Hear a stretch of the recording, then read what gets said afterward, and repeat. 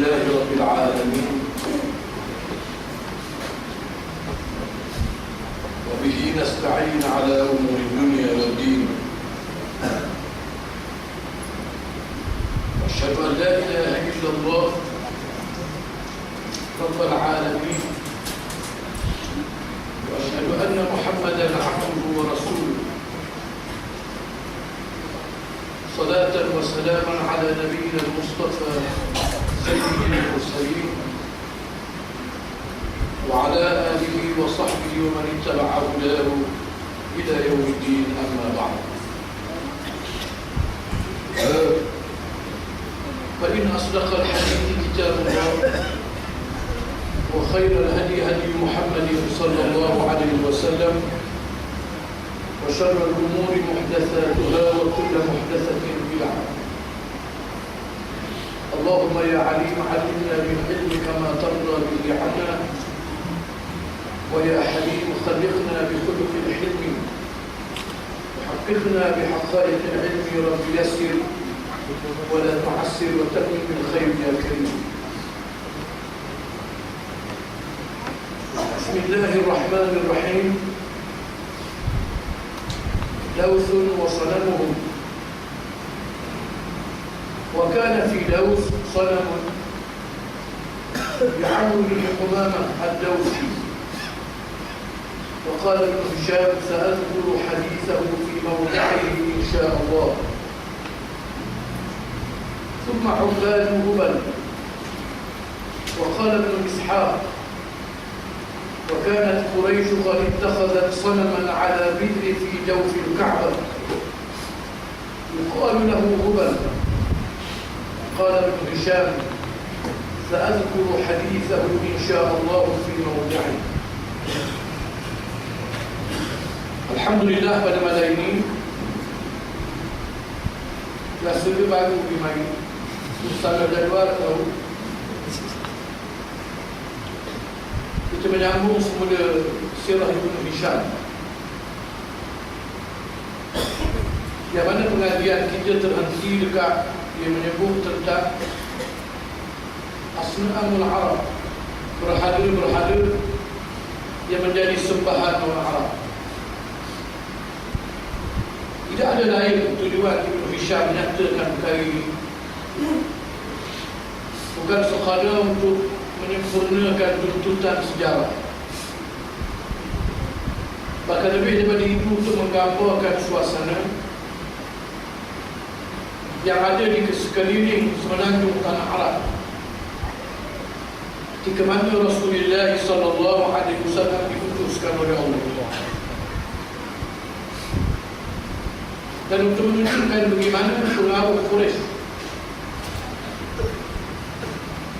dalam segala perkara yang berlaku di tanah Arab. Mereka lah yang menjadi ketua bagi segala perkara yang baik dijiru oleh orang lain. Mereka lah juga yang menjadi kepala halian yang mengubah seluruh orang Arab menyeleweng daripada ajaran Nabi Ibrahim AS kepada menyembah berhala. Dan ini menunjukkan satu benda yang lain, iaitu betapa perlunya Rasulullah SAW dibangkitkan di kalangan mereka.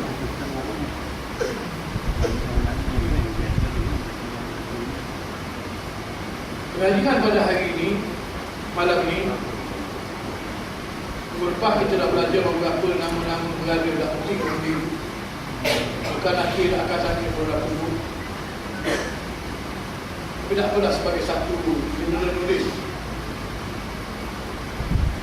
Hari ini disebut Dawsun wa Sanamun. Satu lagi suku Arab namanya suku Daus. Jadi adakah kata Pasterma suku Daus ini, melainkan setelah dinamakan bahawasanya di antara manusia masyhur yang mari dari suku ini ialah Abu Hurairah radhiyallahu anhu. Abu Hurairah daripada suku Ad-Daus. Suku Daus ini mewakili satu pihak di kalangan orang Arab yang juga menyembah berhala dan mereka ada berhala mereka sendiri. Berarti sekeliling Al-Masjidil Haram ada 360 berhala. Ditambah pula dengan berhala-berhala yang ada di tiap-tiap rumah. Yang sebelum itu berhala-berhala yang khusus bagi tiap-tiap kabilah. Ini Daus, suku Daus. Wa kana fi Dausin sanamun.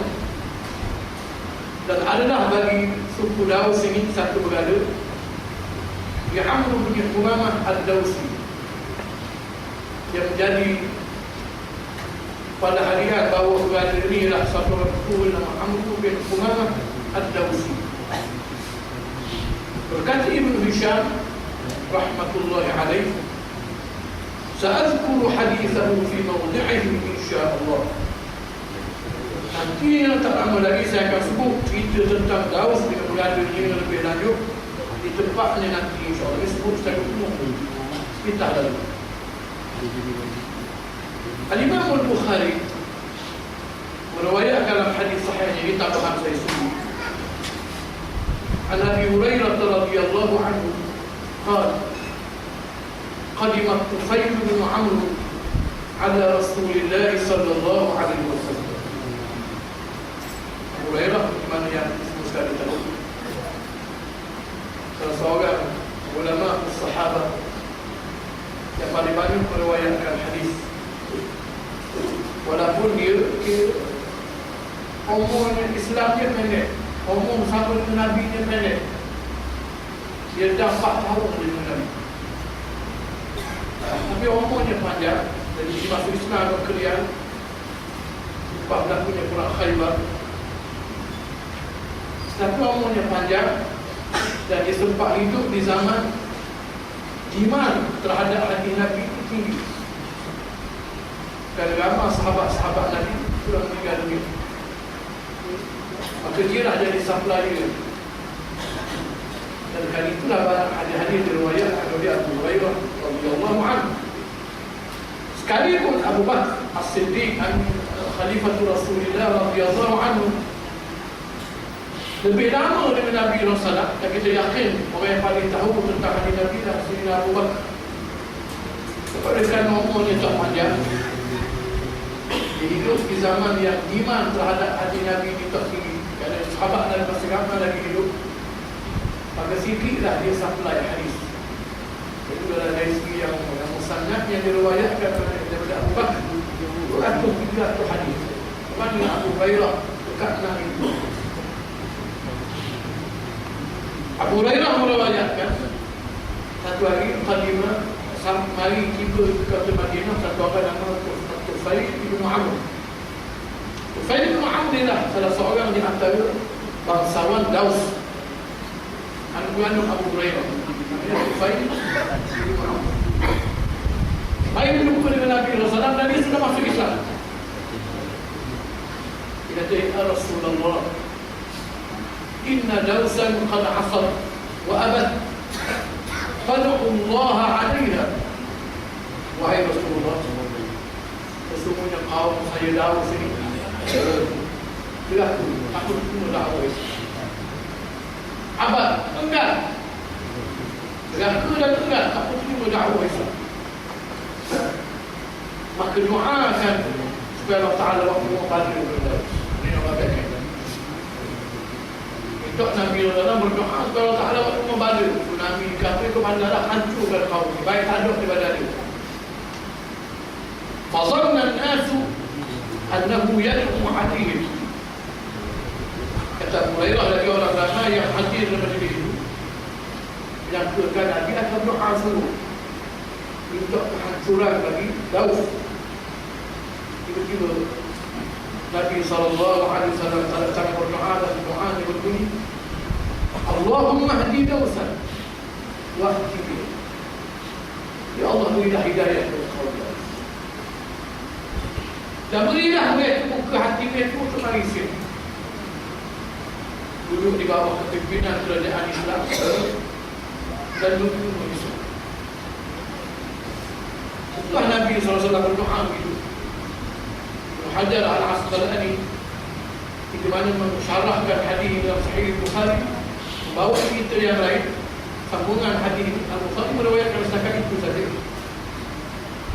Nabi suruh Tufail bin Mu'awwad balik sekali balik, ta'awah insya-Allah mereka akan terima. Lalu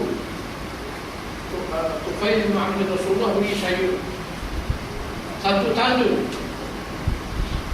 yang menguatkan apa yang akan saya dakwahkan kepada mereka. Rasulullah kata, Allahumma nawwir, ya Allah berilah cahaya kepada mereka. Dan jika doa yang diucapkan tak tahu apa makna doa itu. Namun bila Tufail bin Mu'awwad balik, keluar cahaya daripada dahi yang menerangkan yang berlaku cahaya. Dan keluar cahaya ini bukan sekadar menunjuk orang lain, bahkan menunjukkan kepada sendiri. Kata, ya Allah, aku takut ni orang yang berdua. Maka dia alihkan cahaya itu. Yang cahaya itu kemudian yang hanya keluar bila mana gelap. Bila siari tak ada. Dan akhirnya Daus semua sekali masuk. Hadis ini jadi dalil betapa kita boleh mendoakan hidayah untuk orang kafir. Di mana orang kafir ada dua jenis. Satu kafir yang bermusuh dengan Islam, kafir yang khianat dengan Islam. Kafir ini harus kita minta Allah Ta'ala hancurkan. Nabi SAW berdoa dalam qunut nazilah, minta dihancurkan kabilah ini, orang ini. Doa Nabi, Allahumma inna naj'aluka fi nuhurihim wa na'udzu bika min shururihim. Ya Allah, ya Tuhan, aku jadikan engkau di tekuk-tekuk mereka. Dan aku suruh ke tekuk mereka di kemurah, biar bergerak tekuk kafir ini. Dan aku minta berlindung daripada kejahatan mereka. Allahumma ya muzilal kitab wa ya mudriyas sahab wa ya hadimal ahzab ihdimuhum. Wahai Tuhan yang menurunkan kitab, yang menjalankan awal, hancurkan kafir. Ada doa minta hancur kafir. Qunut nazilah sampai hari ini kira-kira oleh Islam. Ini adalah pandangan jumhur ulama. Namun haram mendoakan kehancuran pada kafir lain. Kafir ada kufur dengan Islam.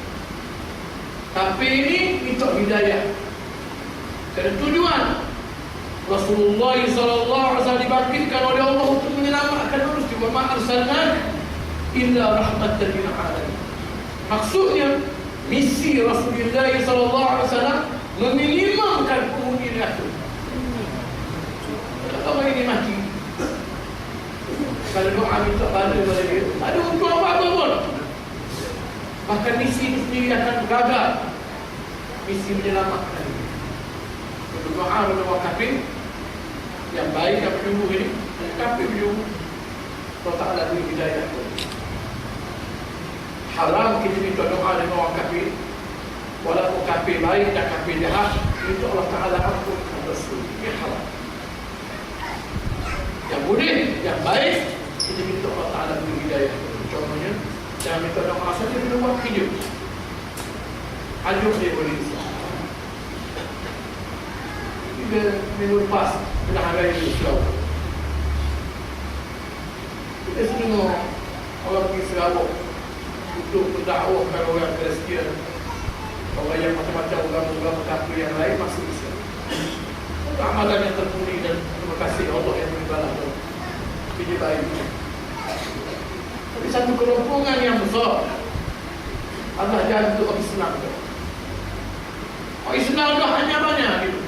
Orang yang ada orang suka yang pergi yang tengok dia. Kalau tempat Kenanu jaga di Sadung Jaya, kalau tempat tu nama Semera,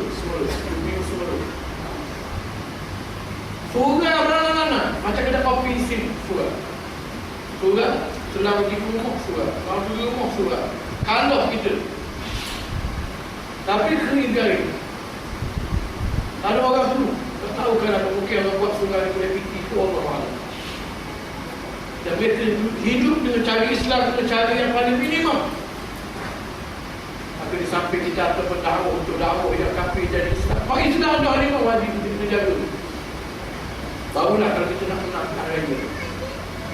Kerana parti Islam, produk ini Islam, yang Allah yang akan terima ini ialah orang yang faham. Tak faham, ada kena begitu. Baik. Maka itu boleh ada suku Daus. Hubal yang kedua, ada satu berhala nama dia Hubal. Hubal ni king of the berhala.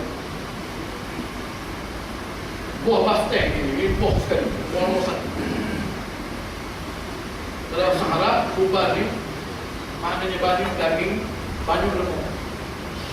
Maknanya berada gemuk dia. Dan Hubal ini merupakan berhala Quraisy yang paling besar sekali. Hubal adalah berhala Kinanah. Kinanah adalah daripada Kinanah keduanya Quraisy. Quraisy menyembah Hubal kerana dia menjadi sembahan bagi Kinanah. Mereka yang menyembah Hubal ini minta berlindung dengan Hubal, minta berkat, minta rahmat kepada berhala yang bernama Hubal ini. Dan diletakkan berhala Hubal ini yang diriwayatkan ini, wa kanat Quraisy qad ittakhadhat sanaman ala bi'ri fi jawfi al-Ka'bah. Orang-orang Quraisy telah mengambil satu berhala nama Hubal. Dan menurut cerita ni, Hubal ini adalah berhala yang mula-mula sampai ke Mekah. Bila Amr bin Luhai, Arab pertama yang merosakkan akidah orang Arab, bawa balik berhala daripada negeri dekat Jordan yang dia pergi itu, patung yang dia buat balik ialah Hubal. Hubal ni satu patung yang mukanya bentuk manusia, cuma tangan kiri ni macam ni. Tuhan bodoh, tak ada tangan macam ni. Dia buat air ke Mekah, orang Mekah pun sambung tangan depan dengan emas. Tangan dia lain sebelum emas tu, batu tu. Dan patung Hubal ini diberi istimewa, diletakkan dalam Kaabah. Di mana dalam Kaabah ini ada telaga. Bukan telaga tujuan untuk air, telaga dengan tujuan untuk hubung hantu-hantu yang orang menazur. Yang orang menazur untuk Kaabah kononnya, maka hantu itu pergi pada Kaabah. Dan hantu itu ditunggu dalam sebuah tempat untuk telaga dalam Kaabah. Apabila dibawa lagi patung Hubal ini, ditutup apa nama ni, kerek telaga itu, dia juga tahu apa tu, dan dibubuh Hubal di atas.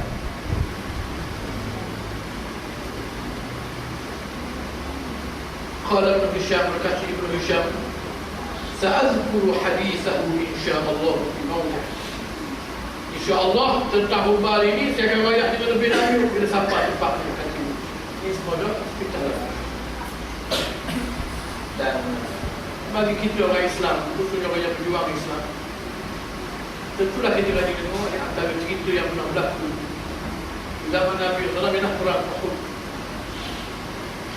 Perang Uhud ini mudah ceritanya perang yang orang Islam tak diberi kemenangan. Bukan kalah, tak diberi kemenangan. Sebagai cara Allah Ta'ala nak display askar Islam. Kadang-kadang cara nak display orang-orang ni, bila teratur baru terkalah. Bila Allah Ta'ala beri kalah baru nak baik kiri. Dia menjadi nombor satu, dia punca tak menang itu, kerana tak dengar gaitah Rasulullah SAW tersusunya orang yang di atas bukit yang kita masyhur. Apabila tentera Quraisy ni musyrikin Mekah lipat balik, yang menyebabkan askar Islam yang merasa sudah menang perangan itu kena ambush, terkejut, ada yang lain terbunuh, sehingga Nabi SAW terpaksa lari naik atas bukit dan dikepung oleh para sahabat radhiyallahu anhu dan bermundurnya Nabi ini sudah cukup untuk Quraisy mengakui dia menang peperangan. Maka di kali itulah Abu Sufyan bin Harb masih di kafir Nabi. Abu Sufyan kata, "I'lu Hubal, i'lu Hubal." Maha tinggi Hubal, maha tinggi Hubal. Tuhan dia Hubal ini berada ini. Faqala Nabi sallallahu alaihi wasallam li Umar, Nabi heran, saya nak Umar nak jawab. Saya nak Umar ni, oh bila kata begitu tak jawab, mungkin kerana tamparan kali kedua ni menyebabkan jadi terpenuh. Akhirnya Nabi kata, "Ajibu ya Umar." Umar jawab. Qala ma aqulu lahu ya Rasulullah. Jawab Rasulullah. Maka jawab. Nabi kata, "Allahu a'la wa ajal." Jawab ke dia, jawab bukan Hubal. Allah lah yang paling tinggi dan Allah lah yang paling mulia. Saya mahu mesti begitu. Kita Abu Sufyan, dengar saya nak mau jawab kita Abu Sufyan kata, "Lana al-Uzza wa la Uzza lakum." Kami ada berhala yang bernama Uzza. Uzza maknanya yang memuliakan. Dia memuliakan kami hari ini. Dan tidak ada Uzza, tidak ada berhala Uzza untuk kamu. Dia akan memuliakan kamu. Nabi kata, "Ajibu ya Umar." Umar jawab, "Mada aqulu ya Rasulullah." Jawab Rasulullah. Nabi kata, "Allahu maulana wa la maula lakum." Allah lah pemimpin dan tidak ada pemimpin bagi kamu. Salah satu peristiwa yang disebut sebentar lalu bagaimana tersebutnya berhala yang bernama Hubal jadi sembah oleh Quraisy yang diletakkan dalam Kaabah dalam satu masa lalu. Kemudian izafu wa na'ilah. Satu ada dua ekor lagi berhala. Nama berhala ni pula jenis pasar. Semedi dia. Pasar. Namanya Isaf dan Na'ilah. Nanti saya sebut dah itu. Kalau banyak agama yang ada atas dunia ni, agama sembah batu lah paling bodoh. Agama yang sembah patung ni lah paling bodoh. Tak tahu macam mana ada manusia boleh terima agama sembah patung. Patung yang diata'budu nama tun'iku. Kalau adakah patutmu sembah? Apa yang mupahat? Mupahat dia. Sembah dia. Tuhan berhala ini sendiri tidak ada sifat. Tukar pahat dia punya sifat. Kalau kita tengok ada berhala kopek randu. Tengok berhala kopek.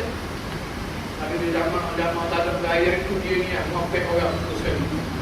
Kata dah, mu goyak ke tukang buahmu, ambil ekor kopek buat laju. Dia laju. Lepas tu murid kena cerita. Boleh sebab ibu kopek buat laju. Ada berada putih. Ada macam-macam berada. Dia yang beri sifat pada berada dia. Kalau dia nak buat muka bekek, dia di bekek. Kalau dia buat muka kelakor, dia di muka kelakor. Dia yang buat dan dia semua benda ini. Bodoh yang bodoh. Kalau kita hina agama kita heran bagaimana manusia tak terfikir benda ini. Qala Ibn Ishaq, berkata Ibn Ishaq, وَاتَّخَذُوا إِسَافًا وَنَائِلَةً. Di samping orang Quraisy ada Tuhan berada yang bernama Hubal. Mereka juga ada satu berada yang sepasang namanya Isaf dan Na'ilah. Ala mawdi'i Zamzam. Yang mana berada Isaf dan Na'ilah duduk dekat kapuk air Zamzam. Orang yang pergi haji balik umrah ini tak jumpa lah kapuk tu. Tak jumpa dengan bekah-bekah tu. Tak tahu duduk di mana air Zamzam. Dan dia yang pergi tak payah lama, hujung 90 hadang lagi masuk bawah tu Pak air Zamzam. Dan kita boleh tengok ada jari-jari ini buat itu, nampak batu-batu lagi dan bunyi air keluar. Dia apa namanya, sudut air. Jadi tak ada. Jadi topok itu dulu kalau kita tengok gambar lagi lama lagi telaga tu. Itu namanya Bi'ru Zamzam, Telaga Zamzam. Telaga tu yang ada apa? Dia orang kala timba ni apa dia berlaku. Di situ dulu, di zaman musyrikin Makkah Jahiliyah, ada dua patung. Datang seekor, tinggal seekor. Isaf dan Nakilah. Yanharuna indahuma. Berada dua ekor ini, upacara yang khas untuk dia ialah mereka sembelih binatang. Wa arba'ah. Kalau bahasa Arab an-nahru maknanya tekuk kembali dari bawah tekuk. Ini. Nahar yanhar maknanya sembelih sesuatu, sembelih di sini. Kalau nak sembelih binatang, sampai nak orang lihat semua sekali cara sembelihnya, jangan dia tampak sangat dengan atas sini, ada payung aku, jauh sangat pun dia payung aku. Contohnya berak balik dada, berak balik senang aku. Aku dah boleh sembelih, aku dah senang mati bunyi suci. Mereka menyembelih binatang-binatang korban kharaba yakhrab qurb, maknanya mendekatkan diri, cara nak mendekatkan diri dengan berada dia sembelih binatang korban. Dan memang menyembelih sesuatu untuk dipersembahkan kepada Tuhan ada asalnya. Selama ini bukan persembahkan untuk mendekatkan diri pada Allah dengan binatang ternak yang dibela, daripada kecil dibela, diberi makan, kemudian sembelih. Tak ada binti mesti pun diberi makan pada fakir miskin. Ini asal-asalnya. Nabi Ibrahim alaihissalam, bahkan sebelum itu lagi Habil dan Qabil dia juga buat korban. Contohnya di Seleweng, kita hari ini pun ada sembelih mekong, ada korban, awal walau bisyah. Sebab itu para hadirin, sembelih ini adalah ibadah. Sembelih kambing kurban dia setara dengan sembahyang. Dari segi mana? Mesti kerana Allah. Kalau kerana lain, syirik. Tak boleh sembelih kerana tinggi pada tujuh, sembelih kerana asu raya, sembelih kerana suar air suhu. Ini semua syirik. Sembelih hanya untuk mendekatkan diri kepada Allah. Sebab itu dibaca Bismillah dengan nama Allah. Wa kana Isafu wa Na'ilah rajulan wa imra'atan min Zuhur. Kalau bertanya dan kuat nak pergi 2 ekor, ada orang sekor diri 2 ekor. Dulu cerita dia, Isaf dengan Na'ilah ni asalnya orang. Isaf lelaki, Na'ilah ni perempuan. Dan ada orang kenal orang binama anak, tak nama Na'ilah.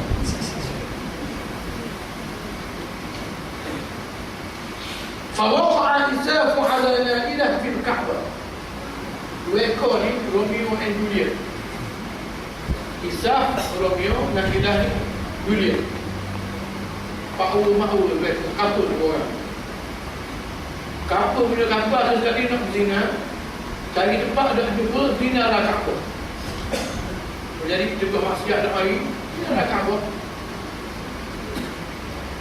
Famasakhahu wallahu hajarain. Lalu Allah sumpah kedua-duanya, maknanya pukul dua-duanya jadi batu. Jumpa-jumpa jadi batu dalam Kaabah. Sepatutnya orang ambil batu ni turun ke atas apa? Ambil batu Tuhan. Berkenaan dengan hari ini, berkata Ibnu Ishaq